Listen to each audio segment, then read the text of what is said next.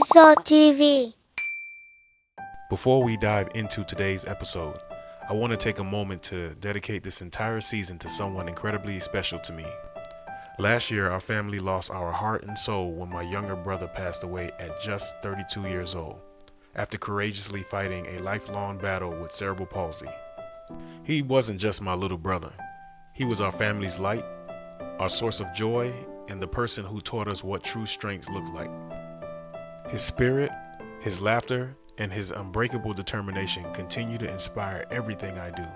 So this season, every episode, every story, every moment of connection we share together, it's all for him. We love you, bro. This one's for you. Yo, what up, what up? It's your boy Sauce B. Making another episode. And today's episode, we're going to be talking about how to make a dehydration rack. So I'm on my way to Home Depot, but before I do that, I just want to explain to you why we're going to build a dehydration rack. Not only does it work as a dehydration rack for when we harvest and all this kind of stuff, but also for when we make grain spawn. If you guys remember in our last season, I talked to you guys about spawn to bulk.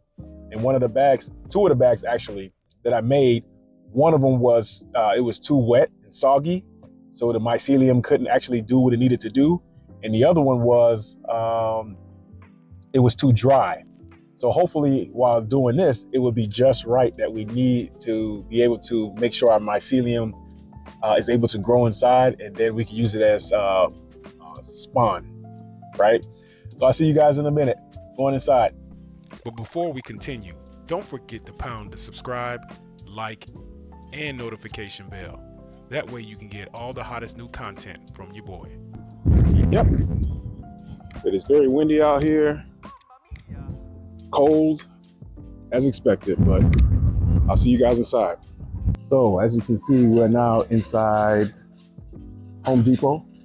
And yeah, I just ran into one of my friends in here, so which is funny. But now I'm going to go look for our first product. So, just a minute. So the first item we need is the wood. Here are the requirements for the wood. First, the wood needs to be 4 foot long, 1 inch thick, and 2 inches wide. Second, the wood would need to be cut into the following pieces: 6 19-inch pieces and 6 20-inch pieces. So the first thing we need to do is buy some baseboards. So I need to find exactly where to go within Home Depot to find these baseboards.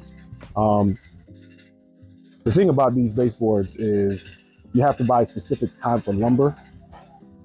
And I'm going to ask a lot of questions in regards to what type of lumber I'm going to use. And by the way, this wasn't my idea of everything to buy. This was inspired by Mycology. If you guys follow him on YouTube, he has a bunch of different ideas and a lot of different DIY stuff. So this was actually inspired by him. So Willie, if you're watching, thank you, bro. Appreciate it. Now hold up. I did not give this man his proper due. He is not just the inspiration behind me doing this particular project, but he is actually the reason I'm trying it to begin with. So Willie Michael, if you're listening to this video, you are one of the kings of this mycology space. And this is my time to just say thank you, brother. So where can I get it cut down? We have a saw back here. So. Okay, so, all right, what would you suggest I get then? Well, it depends. Based on the measurements that I get. Oak is a bit stronger, correct? Yeah, I take oak. But is there a big difference between pine and oak in terms of? More sturdy, it's stronger material. Looks nicer too. Okay. Okay, so the cheaper one, it would be pine. Yep. So, all right, I'll take the pine then. Pine, okay. Yep. But here's the thing, we have nice pine, but we also have like common board, which is pine. Common board's like this. Okay. I'll take the cheapest one you have. 2 by 4.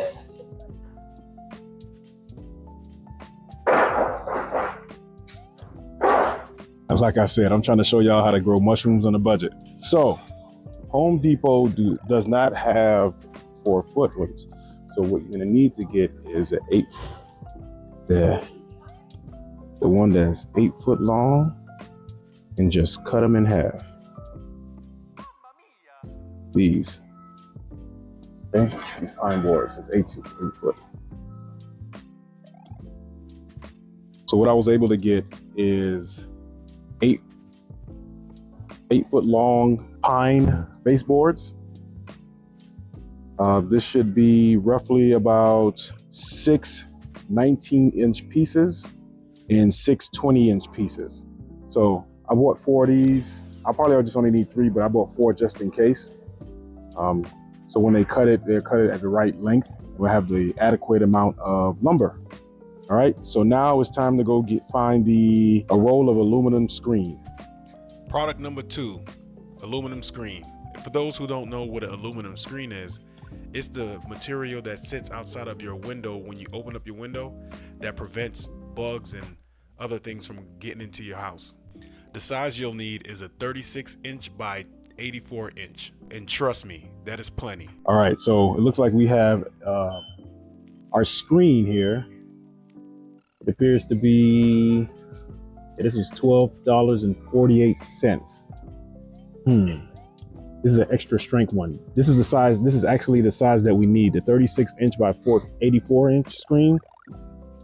But it's $12.48. Now, if we were going to go with the one that is the best visibility, same size, it is $2 cheaper, but is it the best quality? So what you can see here is that they have examples of the type of screens that you need. This one feels okay, but the extra strength is a little bit tougher. So you have to make the decision on which one you would like to use. Me personally, I would go with the extra strength, just given the fact that it's a stronger material. So for extra $2, I'll spend that extra $2 to make sure it's strong at the end of the day. They have some other ones like pet resistant. This one's tough too. Small insects, and sun guard. And they also have the fiberglass one as well. So we have to look and see the prices on these.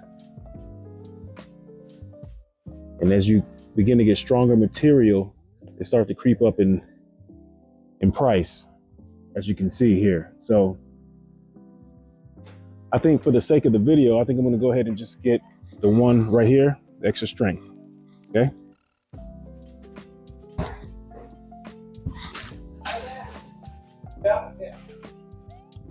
Not because I'm a cheapskate, but at the end of the day, again, I'm showing you guys how to grow mushrooms on a budget. So here we go. Now next, we gotta look for a staple gun. So now I'm in front of where the staple guns are at. There's so many different prices for different staple guns, and I'm gonna get the ones that look like my dad used to have, the old school ones. Like it looks like it's aluminum, like a heavy duty staple gun. And as you can see, this one is about $19.98 for this one. This one is about $19.97. Staple gun combo kit here. And you got the D-wall, which is $25. So you got all sorts of staple guns. But again, even though we are trying to build things under a budget, we want things to last.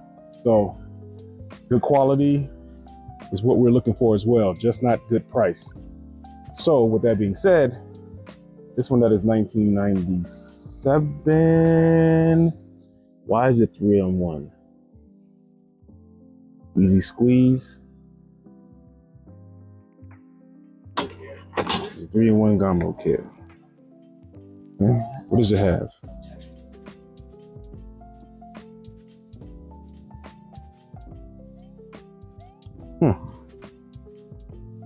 Okay. And this one says #1 choice of pros job since 1953. This is the one, like I said, my dad used to have, and it served him well for a long time. So I've decided I'm going to get this one. You can never go wrong with this one. All right, next up, we're going to need to get Wood glue. Yeah, we're gonna need to get wood glue. One thing about Home Depot that I've noticed, there's not very much help here. You kind of find things on your own. So if you can try to grab somebody here who works here, it would probably work best for you. But I'm not finding a lot of helpers here for me. This is a big store, so I guess we'll see. Everything's good to go. Check this out. He cut it up. Boom. Yeah. So on to the next one. We're gonna go ahead and buy some wood glue. And then we gotta buy the actual screws, which is drywall screws.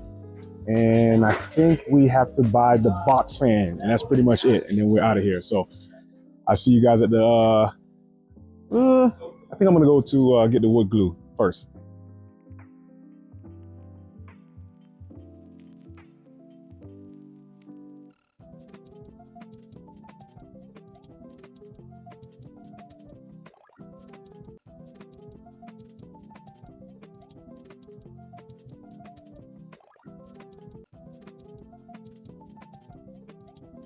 Wood glue. All right, so let's look at the wood glue here. We got one that was that's $3.97, $4.97, so on and so forth. Obviously, it's going by size. So yeah, the brands that they have is obviously Gorilla Glue is the most popular brand. I think what I'm gonna do is I'm gonna go ahead and get the original Gorilla Glue. I take the wood glue. This one, the 4-ounce one. That's all I need, pretty much. I think this is what I'm gonna go ahead and get. Yep, sounds good. So next up is a box fan. Yep.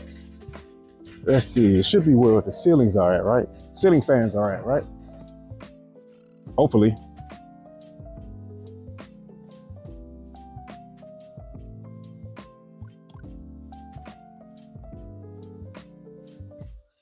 So apparently, box fans are not where ceiling fans are at. Wouldn't that make sense? Now I gotta walk clear across this store to find it on aisle 36. I don't know, people. They need to get their shit together. Help me make sense of this, guys. So aisle 36 is actually where bathroom materials are at. I come to aisle 36 at the end, and look what I found here. That's where the box fans is located. Why? I have no idea. But ultimately, this little journey that I'm making, I'm walking all over the place. I'm putting in some steps here, guys. So by the time I get out of here, I should be about like 5,000 steps. No, I'm exaggerating, but seriously, they got to get their stuff together because this doesn't make sense. So the box fan that I'm looking for, it should be 20 inch by 20 inch. So let's see if we can get someone to help me get that down. Never mind, I was tall enough to get it myself. So last but certainly not least, I have to go ahead and get some screws to be able to screw the wood together. So